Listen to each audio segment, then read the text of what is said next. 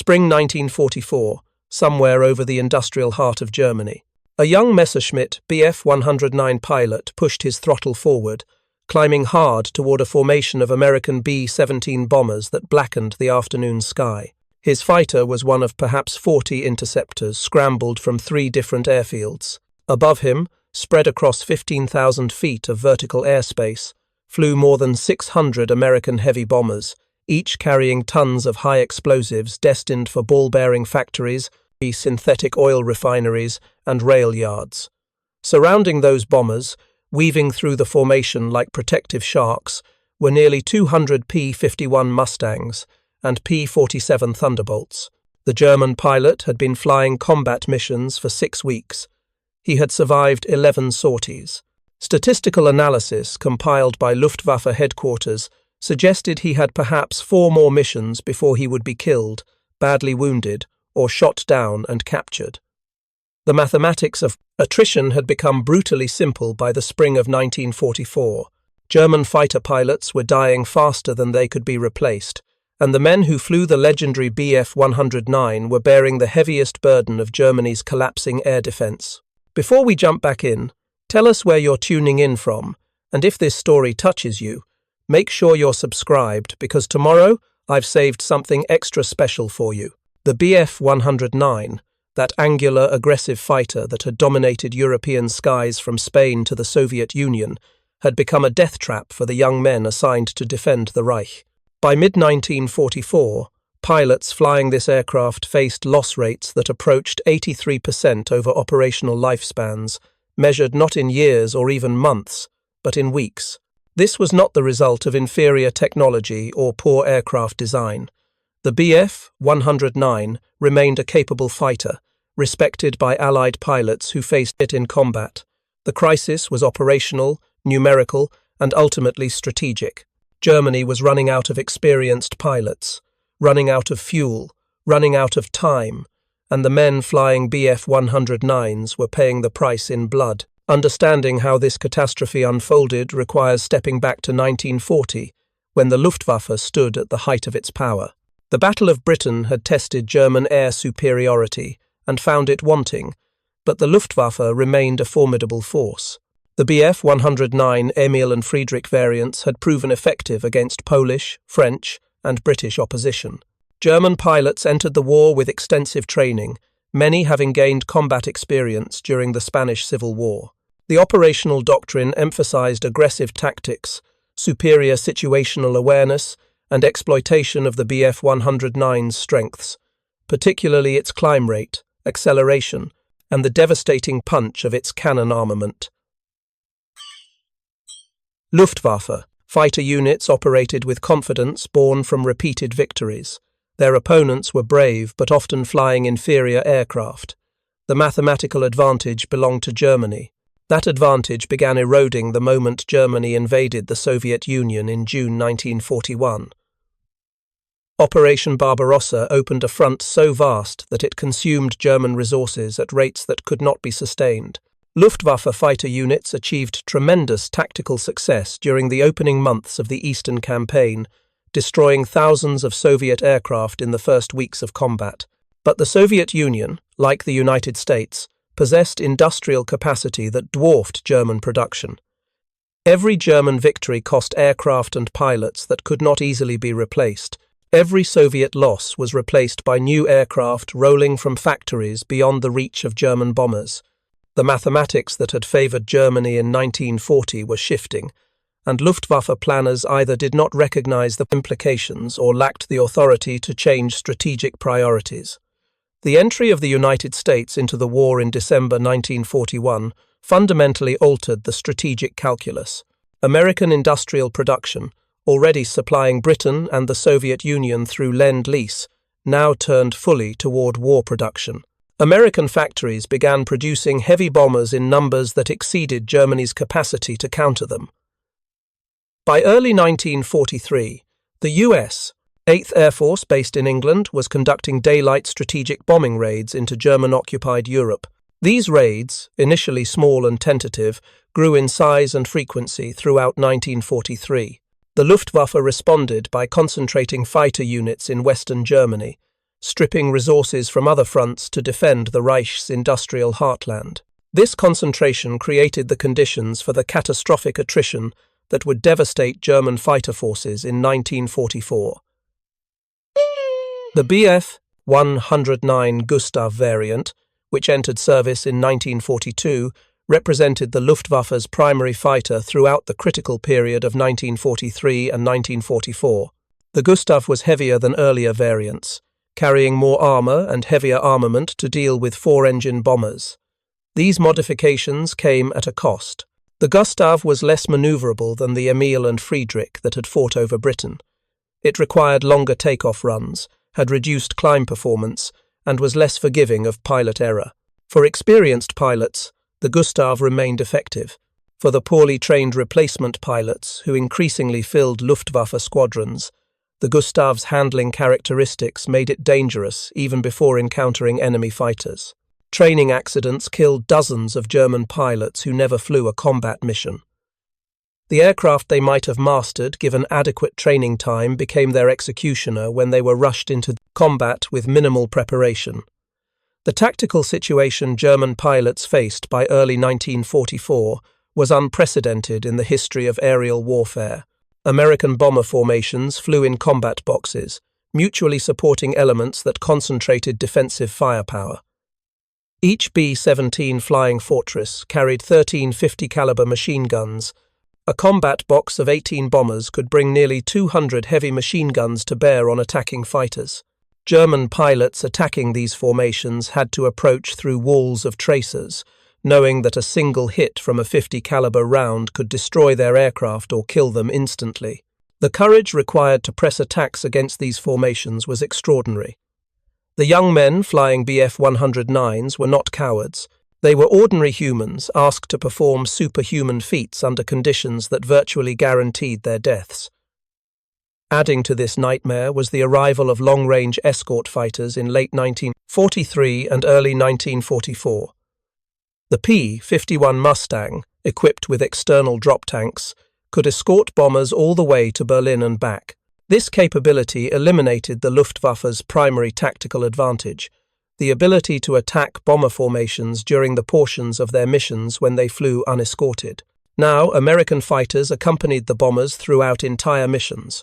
German pilots attempting to intercept bomber formations had to fight through screens of Mustangs and Thunderbolts before they could even reach the bombers. Those who survived the escort fighters and pressed attacks against the bombers faced the massed defensive fire of the combat boxes. Those who survived that and managed to damage or destroy bombers then had to escape through the same screens of American fighters they had penetrated on the way in, now with reduced ammunition, and often with battle damage to their own aircraft. Preparing and narrating this story took us a lot of time, so if you comment or are enjoying it, subscribe to our channel, it means a lot to us. Now, back to the story. The operational mathematics were devastating.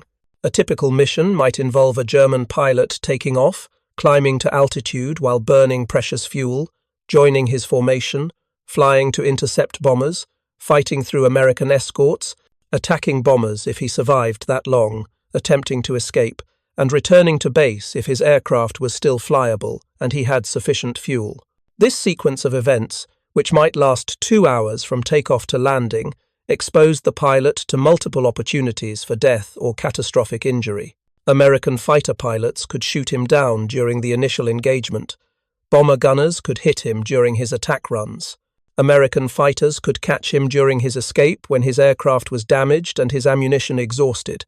He could run out of fuel and be forced to bail out over hostile territory. His aircraft could suffer mechanical failure under the extreme stress of combat maneuvering. He could crash on landing if his aircraft was damaged or if he was wounded. Each mission was a gauntlet that few pilots could run repeatedly without eventually being killed or wounded.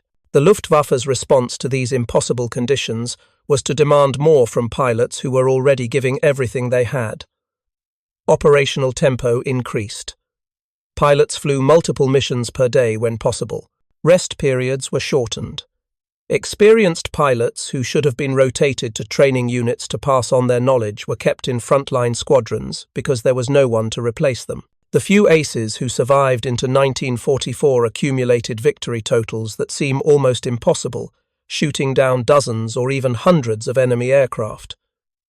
But these men were statistical outliers. For every German pilot who became an ace, dozens died without achieving even a handful of victories. The averages that mattered were not the extraordinary achievements of the survivors, but the brief, tragic combat careers of the majority who were killed during their first weeks of combat operations. German training programs, which had produced highly skilled pilots in the pre-war years and early war period, collapsed under the pressure of unsustainable losses. Training that had once taken 18 months to 2 years was compressed to a few months or even weeks. New pilots arrived at operational units with minimal flying hours, little gunnery training, and almost no experience in the high-performance combat maneuvers that might keep them alive. Experienced pilots in frontline squadrons were expected to train these replacements while simultaneously flying combat missions themselves. This system could not produce competent fighter pilots. It could only delay, slightly, the inevitable moment when poorly trained pilots encountered experienced American fighter pilots and died. The Luftwaffe was burning through its pilot force like fuel in an engine running far beyond its designed limits, and the men flying Bf 109s were the primary victims of this institutional collapse. Fuel shortages, which became acute in mid-1944, further constrained German operations. Allied bombing of synthetic fuel plants cut German aviation fuel production by more than half between May and September 1944. Luftwaffe units received reduced fuel allocations that limited training flights and sometimes prevented combat sorties altogether. A pilot who managed to survive his first few missions and began developing the experience that might allow him to survive longer often found himself grounded for lack of fuel while his skills atrophied. When fuel became available and he flew again, he was rusty, slower to react, more vulnerable. The operational flexibility that American and British pilots took for granted, the ability to fly whenever needed and use full power when necessary, did not exist for German pilots by late 1944. They flew constrained by fuel limits that forced them to choose between completing their missions and having enough fuel to return home. This was not the kind of choice that produced confident, aggressive combat pilots. The numerical disparity grew worse throughout 1944. In January 1944, the Luftwaffe could occasionally mass 200 or more fighters to oppose American bomber raids. By summer, gathering even 100 fighters for a single interception mission strained German resources. Meanwhile, American bomber formations grew larger. Raids that had involved 200 bombers in early 1944 involved 600 or more by summer. The escort fighter force expanded correspondingly. By autumn 1944, Luftwaffe pilots faced situations where they were outnumbered 5-1 or worse. Tactical doctrine emphasizes that numerical superiority provides overwhelming advantages in aerial combat. The side with more aircraft can afford to take risks, knowing that losses will be replaced. The side with fewer aircraft must husband resources, avoid unfavorable engagements, and accept that strategic objectives cannot be achieved. German pilots no longer had the luxury of choosing when and how to fight. They fought when ordered, regardless of odds, because the alternative was to allow American bombers to destroy German cities and industry without opposition. The psychological toll of these conditions was immense. Young men barely out of their teens were thrust into situations where death was not a possibility but a probability. They watched friends die, sometimes spectacularly when their aircraft exploded in mid-air, sometimes silently when they simply disappeared during combat and were never heard from again. They attended memorial services for pilots they had trained with, knowing their own memorial services would likely be held within weeks. They wrote letters home to parents and sweethearts, carefully avoiding any mention of the terror they felt or the certainty they carried that they would not survive the war. Some broke under the strain, developing combat fatigue that made them unable to fly. Others flew on, numbed by repeated exposure to death, continuing because they knew no other option. The human cost of Germany's losing air war was measured not just in deaths, but in the psychological destruction of young men who survived physically, but were forever marked by what they had experienced and witnessed. Bf 109 pilots in particular bore the burden of these impossible conditions, because the Bf 109 remained the Luftwaffe's most numerous fighter throughout the war. While Focke-Wulf 190 pilots faced similar challenges, there were fewer 190 units, and they often received priority for fuel and experienced pilots. Bf 109 units, especially those equipped with the Gustav variant, became the default assignment for replacement pilots. These units suffered the highest loss rates because they had the highest proportion of inexperienced pilots flying missions against overwhelming opposition. A replacement pilot arriving at a Bf 109 unit in spring 1944 could reasonably expect to survive perhaps 10 to 15 combat sorties before being killed or wounded. Some died on their first mission. A few, through extraordinary skill or remarkable luck, survived dozens of missions. But the average, the number that mattered for planning and resource allocation, was measured in weeks of combat operations before a pilot was removed from the roster. The Luftwaffe's leadership recognized these problems, but lacked the authority or resources to solve them. Reich Marshal Hermann Göring, commander of the Luftwaffe, was increasingly detached from operational realities. His assurances to Hitler that the Luftwaffe could defend German cities rang hollow as Americans' bombers appeared over Berlin in daylight, escorted by fighters that German interceptors could not effectively counter. Operational commanders closer to the front understood that the situation was deteriorating catastrophically, but could do little to change it. They needed more time to train pilots, more fuel to conduct operations, more aircraft to replace losses, and most critically, they needed the strategic situation to change in ways that would reduce the pressure on German air defences. None of these needs could be met. Germany was losing the war, and the men flying Bf 109s were among the first to pay the ultimate price for that defeat. The spring of 1944 marked a turning point that German fighter pilots recognized, even if their commanders would not publicly acknowledge it. The raids that had been terrifying in their scale during the winter months now seemed almost routine in their frequency and size. American bomber streams appeared over Germany almost daily when weather permitted, and the Luftwaffe's ability to oppose them diminished with each passing week. For the men strapped into the cockpits of Bf 109s, this meant flying multiple sorties against odds that made survival increasingly unlikely. The psychological transformation this created was profound. Pilots stopped thinking about winning the war and focused instead on surviving the next mission, the next engagement, the next minute of combat. The tactical evolution of American escort tactics made the situation exponentially worse for German interceptor pilots. Early in the bomber offensive, American fighters had remained close to the bomber formations they protected, operating under strict orders not to chase German fighters away from the bombers. This defensive posture, while providing excellent protection for the bombers, allowed German fighters some tactical flexibility. A skilled German pilot could make a quick attack and then dive away, using speed to escape before American escorts could react. By spring 1944, American fighter tactics had shifted dramatically. Escort fighters were now authorized and encouraged to pursue German fighters aggressively, to seek out and destroy them wherever they could be found. This change transformed the operational environment. German pilots now faced American fighters that hunted them actively, rather than waiting to respond to attacks. The psychological effect was devastating. Instead of being the hunters choosing when and how to engage, German pilots became the hunted, constantly scanning the skies for threats that could appear from any direction. The leadership crisis within the Luftwaffe compounded these tactical problems. Many of the experienced fighter commanders who had led units effectively in earlier years were dead, promoted to staff positions, or reassigned to other theatres. The men who replaced them often lacked the combat experience or tactical flexibility to adapt to the rapidly changing operational environment. Some were political appointees whose primary qualification was loyalty to the Nazi Party rather than combat effectiveness. Others were competent officers, overwhelmed by situations that no amount of tactical skill could resolve.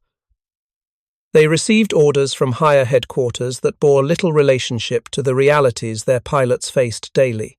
They were told to stop American bomber formations with inadequate forces, insufficient fuel, and poorly trained pilots. When they failed, as they inevitably did, they were blamed for lack of aggressive spirit or questioned about their political reliability. This toxic command environment destroyed initiative and innovation at exactly the moment when German fighter forces desperately needed both. The physical toll of constant combat operations aged pilots rapidly. Men in their early 20s looked a decade older after a few months of operational flying. The stress of repeated combat, the sleepless nights wondering if tomorrow would be the day they died, the grief of losing friends, and the exhaustion of flying multiple missions per day created a wearing down of physical and mental reserves that no amount of rest could fully restore. Pilots developed stress-related illnesses, digestive problems, chronic fatigue, and psychological symptoms that today would be recognized as combat trauma. In 1944, these symptoms were often dismissed as weakness or lack of fighting spirit. Pilots who reported unable to fly due to exhaustion or psychological stress risked being accused of cowardice or malingering. The culture of the Luftwaffe, which had always emphasized aggression and offensive spirit, had no framework for acknowledging that human beings have limits and that those limits were being exceeded daily by pilots asked to do the impossible. The technological gap between German and Allied fighters widened throughout 1944 in ways that went beyond simple performance specifications. American fighters benefited from constant improvements in weapons, sights, radios, and tactics. P-51 Mustangs by mid-1944 carried gyroscopic gun sights that dramatically improved gunnery accuracy. Their radios allowed formation leaders to coordinate attacks and warn wingmen of threats. Their fuel systems, designed for long-range operations, gave American pilots flexibility that German pilots lacked. Bf 109 pilots, by contrast, often flew aircraft that had been in service for years, showing wear and tear that maintenance crews struggled to address with limited spare parts and inadequate facilities. Their weapons, while effective, were increasingly outmatched by American armament that combined high rates of fire with excellent ammunition. Their radios were often unreliable, breaking down at critical moments and leaving pilots isolated in combat without the situational awareness that good communication provides. These technological disparities, individually small, accumulated into significant operational disadvantages. The day-to-day existence of a Bf 109 pilot in mid-1944 followed patterns of grinding routine, punctuated by moments of absolute terror. Morning began before dawn with a briefing on expected American raids. Intelligence officers provided information that was often outdated or incomplete by the time pilots reached their aircraft. Weather forecasters predicted conditions based on limited data, sometimes sending pilots into fronts that made flying treacherous even without enemy opposition. Ground crews worked through the night to prepare aircraft, patching damage from previous missions, replacing battle-damaged components, and fueling fighters from increasingly limited supplies. When the scramble order came, pilots ran to their aircraft, strapped in with the help of ground crew, started engines that sometimes failed after too many hours without proper maintenance, and took off in formations that dissolved into chaos as aircraft with mechanical problems aborted and others struggled to join up properly. The climb to altitude consumed precious fuel and exposed pilots to detection by American radar stations that tracked Luftwaffe movements with increasing accuracy. German controllers attempted to vector fighters toward bomber formations using ground-based radar and observer reports, but the information was fragmentary and delayed. By the time German fighters reached intercept positions, American formations had often moved, forcing German pilots to chase targets while their fuel gauges dropped toward minimums. When contact was finally established, the engagement that followed was brief, violent, and usually decisive. American fighters dove from advantageous positions, using altitude and speed to negate whatever numerical advantage German formations might briefly possess. The German pilots who survived the initial attack scattered, attempting to reform while American fighters pursued individuals who found themselves alone and vulnerable. Those German pilots who managed to press through to the bomber formations faced defensive fire that could destroy their aircraft in seconds. A single .50 caliber bullet through an engine meant a forced landing if the pilot was lucky, death if he was not. The survivors of these engagements returned to bases where ground crews counted the aircraft that did not return and began preparing the survivors for the next mission. Pilots climbed out of cockpits, reported their experiences to intelligence officers who recorded victory claims and combat observations, and tried to process what they had just survived. Some sat silently, staring at nothing, replaying moments from the combat in their minds. Others talked compulsively, releasing nervous energy through words that tumbled out too fast. A few broke down entirely, weeping or shaking uncontrollably, their emotional reserves exhausted by stress that exceeded human capacity to endure. Flight surgeons administered stimulants to keep pilots alert for afternoon missions, sedatives to help them sleep at night, and reassurances that rang hollow because everyone knew the statistics. The pilots who flew missions in the morning might fly again in the afternoon. Those who flew in the afternoon might be awakened before dawn the next day for another mission. This cycle continued day after day, week after week, until pilots were killed, badly wounded, or suffered complete psychological collapse. The loss rate of 83% that Bf 109 pilots faced by mid-1944 was not an abstract statistic. It meant that in any group of 100 pilots, 83 would be dead, wounded, or captured within a predictable time frame. For individual pilots, this created a certainty of death that was psychologically devastating. They did not wonder if they would die, but when and how. Would it be quick, an instant of shock, and then nothing when their aircraft exploded? Would it be slow, trapped in a burning cockpit, unable to escape? Would they be wounded first, suffering agonizing injuries before death provided release? Would they survive being shot down only to die in a crash landing, or be captured and spend years in prisoner of war camps? These questions haunted pilots during the hours when they were not flying, making rest impossible and creating an exhaustion that went beyond physical fatigue. The replacement system that fed new pilots into operational units was organized in ways that maximized loss rates rather than developing combat capability. New pilots arriving at frontline squadrons received minimal orientation before being assigned to combat missions. They were paired with experienced pilots when possible, but increasingly there were no experienced pilots available for this mentoring role. The replacements flew as wingmen in formations where their primary job was to protect their leader, a task that required skills and situational awareness they did not possess. They were shot down with predictable regularity, often during their first or second missions, before they learned the basic survival techniques that might have given them a chance. The Luftwaffe was feeding young men into a system that killed them without ever extracting meaningful combat effectiveness from their sacrifice. It was waste on an industrial scale, the squandering of human potential that might have made a difference if properly trained and employed. The contrast between German and American pilot experiences by mid-1944 was stark in ways that went beyond simple statistics. American pilots arrived at operational squadrons after hundreds of hours of training that included advanced gunnery, formation flying, combat tactics, and instrument flying. They flew aircraft that were well maintained, properly fueled, and equipped with the latest technology. They operated in an environment where numerical superiority meant they could afford to make mistakes and learn from them. They had confidence born from knowledge that their side was winning and that their missions contributed to inevitable victory. German pilots arrived at operational units with minimal training, flew worn aircraft with inadequate fuel, operated under conditions where single mistakes meant death, and carried the psychological burden of knowing they fought for a losing cause. The wonder is not that German loss rates were catastrophic, but that any German pilots survived at all under these conditions. The industrial capacity disparity that underlay these operational differences manifested in countless small ways that accumulated into overwhelming advantage. American factories produced so many aircraft that losses, while regretted, could be replaced within days.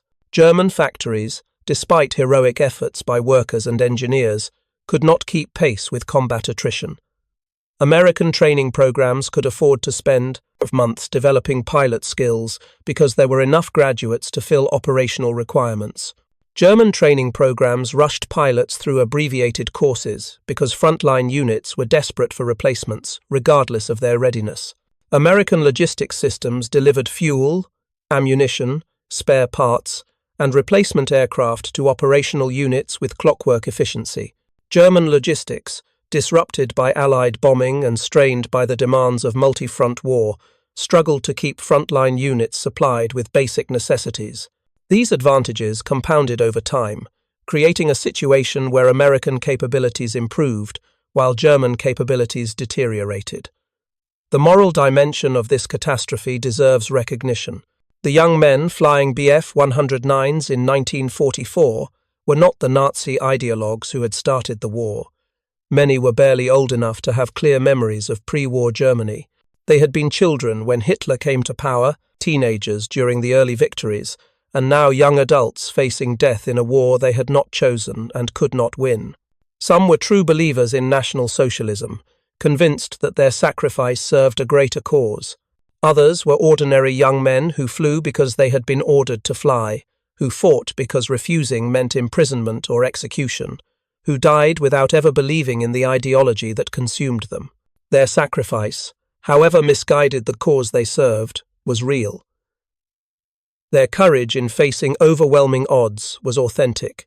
Their suffering as they watched friends die and waited for their own inevitable deaths was profound. History judges the Nazi regime harshly, as it should, but the individual young men who died in its service were often victims of a system that devoured them as completely as it devoured the millions killed in concentration camps and on battlefields across Europe. The Luftwaffe's attempts to address the crisis through tactical innovation came too late and with insufficient resources to matter. Commanders experimented with new formations designed to maximize firepower against bombers while minimizing exposure to escort fighters. They developed tactics that emphasized hit-and-run attacks, attempting to inflict damage on bomber formations while avoiding prolonged engagement with escorts. They tried concentrating forces for massive attacks that might overwhelm American defenses through sheer numbers. None of these innovations changed the fundamental calculus. German fighters were too few, too poorly supported, and flown by pilots too inexperienced to execute complex tactics reliably. The tactical genius that had characterized Luftwaffe operations in earlier years had been lost, along with the experienced pilots and commanders who had possessed it. What remained was desperation disguised as innovation, attempts to find tactical solutions to strategic problems that could not be solved tactically. The spring weather in 1944, which should have been a respite allowing reduced operational tempo, instead brought increased pressure. Good weather meant more American raids, larger formations, and more frequent missions. German pilots flew until they could barely function, their exhaustion compounded by inadequate rest, poor nutrition, and the constant stress of knowing each mission might be their last. Medical personnel struggled to keep pilots operational, dispensing medications that masked symptoms without addressing underlying problems. The Luftwaffe was consuming its pilot force like ammunition, expending lives to achieve temporary tactical effects that had no strategic significance. By the time summer arrived, the situation would deteriorate further, but in spring 1944 the catastrophe was already complete. The Luftwaffe had lost control of German airspace. The men flying Bf 109s were dying in numbers that shock even when examined decades later. And the war would continue for another year, demanding even more sacrifices from young men who had already given everything they had. Summer 1944 brought no relief to the Bf 109 pilots defending German airspace. Instead, the operational tempo increased as Allied forces landed in Normandy and opened a second front that demanded Luftwaffe resources Germany could not spare.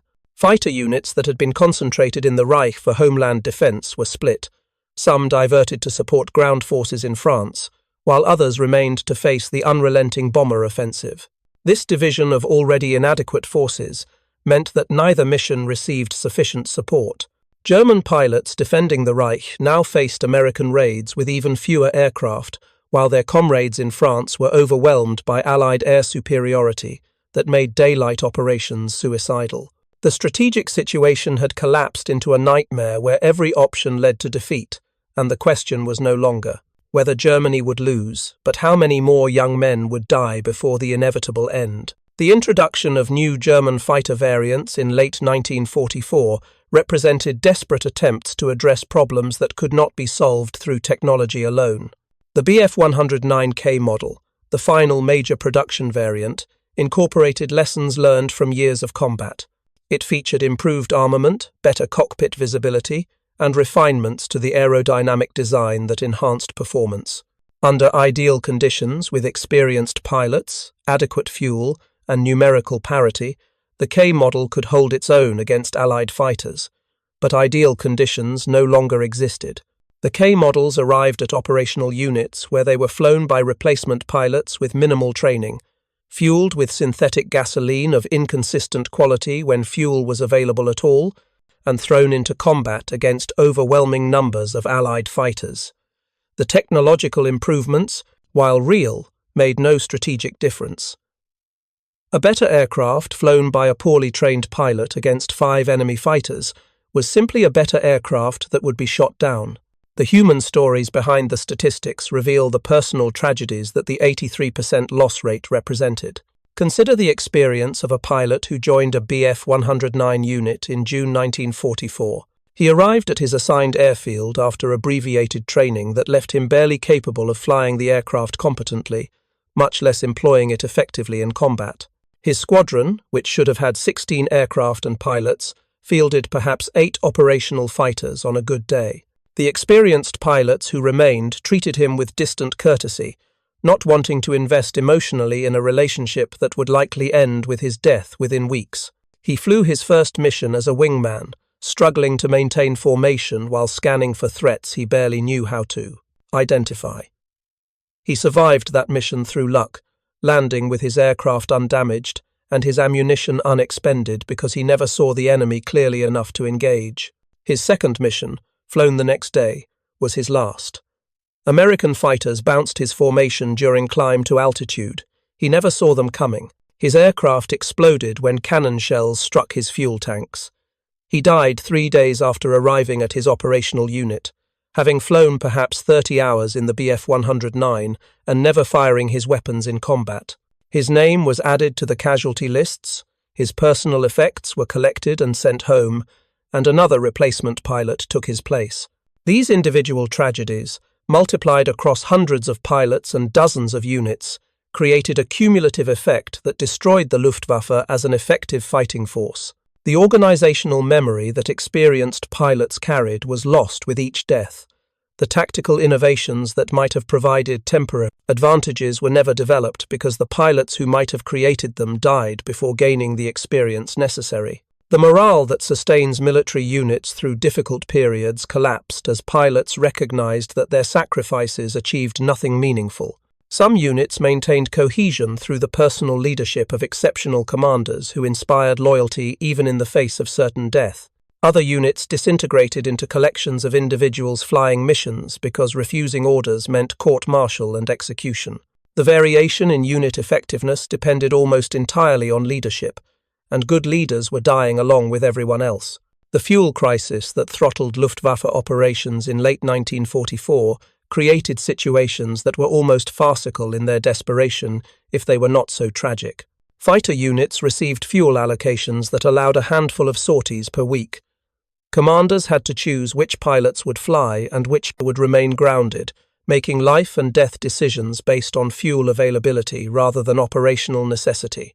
Pilots sat in ready rooms for hours, waiting for scramble orders that never came because there was no fuel to launch them. When raids appeared on radar, and controllers ordered interceptions, units sometimes could not respond because their fuel allocation had been exhausted. The few aircraft that did launch flew under strict fuel conservation measures that limited their combat effectiveness. Pilots who might have pursued damaged bombers or chased fleeing American fighters had to break off because their fuel gauges showed they were at bingo fuel, the minimum required to return to base. This was not warfare in any conventional sense. It was the death throes of an air force that had run out of everything except young men willing to die. The psychological impact on the pilots who survived past the average life expectancy was severe and lasting. They developed superstitions and rituals meant to ward off death, checking equipment in specific sequences, wearing particular items of clothing, refusing to change routines that had kept them alive thus far. They stopped making friends with new pilots, knowing those pilots would likely die before any meaningful relationship could develop. They became fatalistic, accepting death as inevitable while continuing to fly because they knew no other option. Some developed a detachment from their own survival, taking excessive risks because they no longer cared whether they lived or died. Others became obsessively cautious, refusing to engage unless conditions were perfect, prioritizing their own survival over mission accomplishment. Both responses were symptoms of psychological trauma created by prolonged exposure to stress that exceeded human capacity to process normally. The autumn of 1944 brought the final destruction of the Luftwaffe's experienced pilot cadre. The massive air battles that characterized this period consumed pilots at rates that made the spring losses seem modest by comparison. American fighter groups, now ranging freely over Germany seeking targets of opportunity, shot down German fighters in their dozens during single missions. The 83% loss rate that had seemed catastrophic in spring had increased to levels approaching 90% by autumn for some units. Bf 109 pilots faced a situation where survival beyond a handful of missions was statistically impossible. The few who did survive carried psychological scars that would never fully heal. They had watched entire squadrons be destroyed and replaced, sometimes multiple times. They had seen friends die in ways that haunted their dreams decades later. They had been pushed beyond every reasonable limit of human endurance and somehow survived when by all logic they should have died. The introduction of jet fighters in late 1944 represented Germany's final technological gamble. The Messerschmitt Me 262, the world's first operational jet fighter, possessed performance that made it nearly invulnerable to Allied piston-engine fighters when properly employed.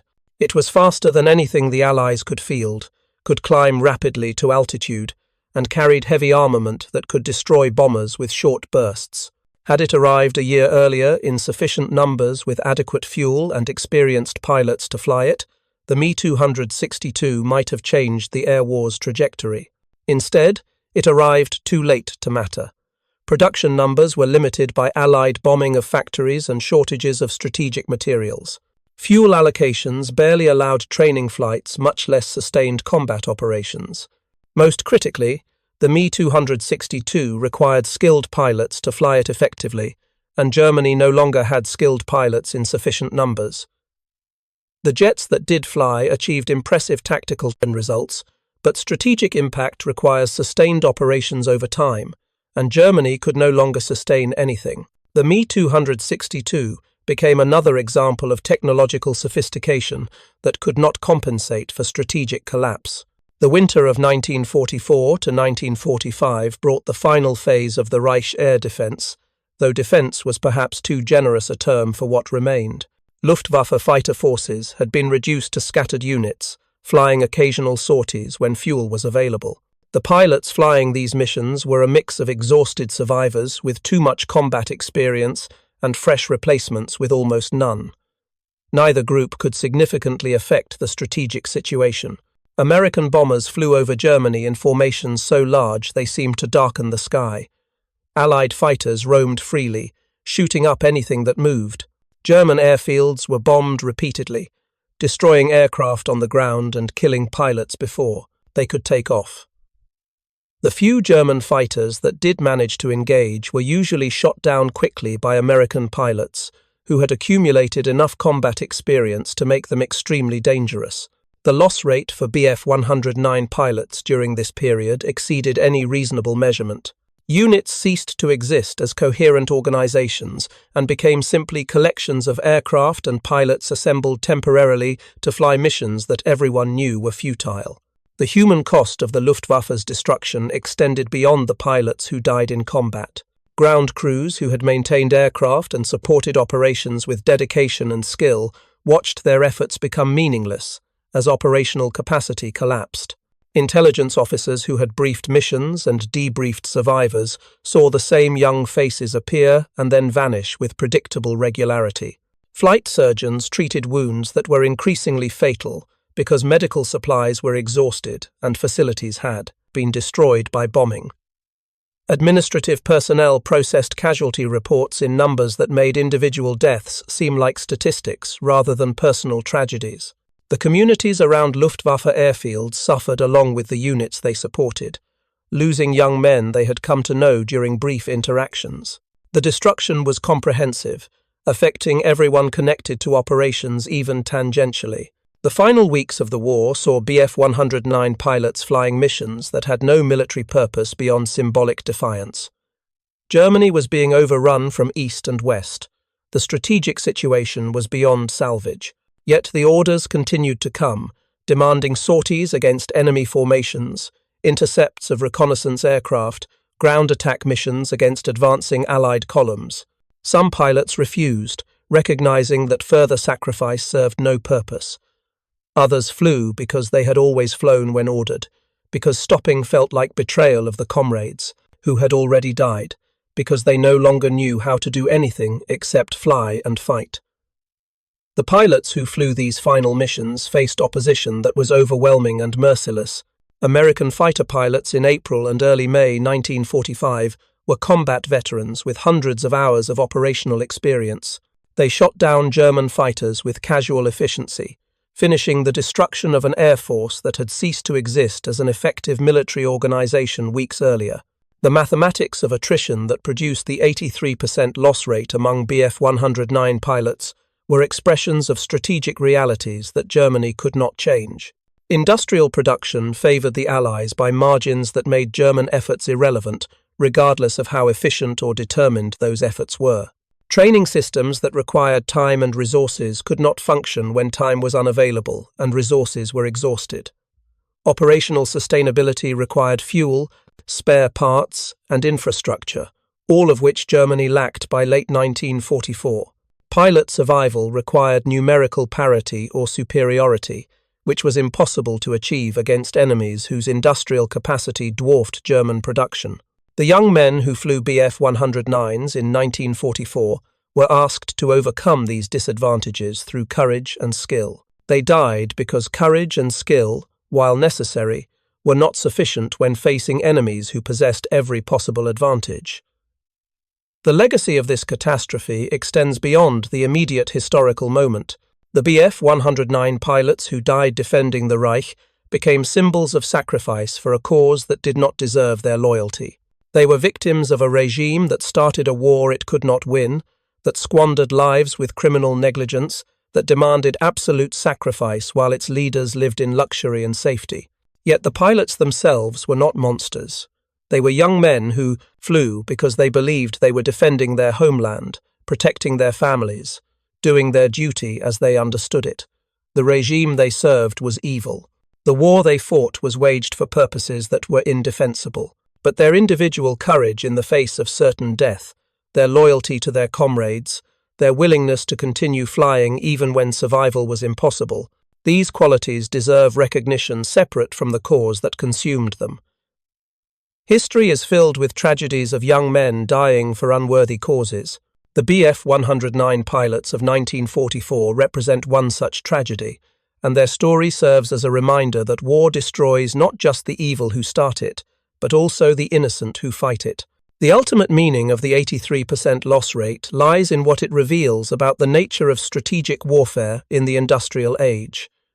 Technology matters, but industrial capacity matters more. Pilot skill is valuable, but numerical. Superiority is decisive. Tactical innovation can provide temporary advantages, but strategic position determines long-term outcomes. Germany entered the war with advantages in pilot training, tactical doctrine, and combat experience. By 1944, those advantages had been negated by Allied superiority in every category that mattered for sustained operations. The Bf 109 pilots, who died by the hundreds during that year, were not sacrificed in battles that might have changed the war's outcome. They died in a losing effort that was already decided by strategic factors beyond their control or influence. Their deaths were tragic, their courage was real, and their sacrifice achieved nothing that justified the cost. That is the final accounting of why Bf 109 pilots had an 83% loss rate by 1944, outnumbered over Reich skies, and overwhelmed by enemies they could not defeat, no matter how bravely they fought. Up next, you've got 2 more standout stories right on your screen. If this one hit the mark, you won't want to pass these up. Just click and check them out. And don't forget to subscribe and turn on the notification bell so you don't miss any upload from us.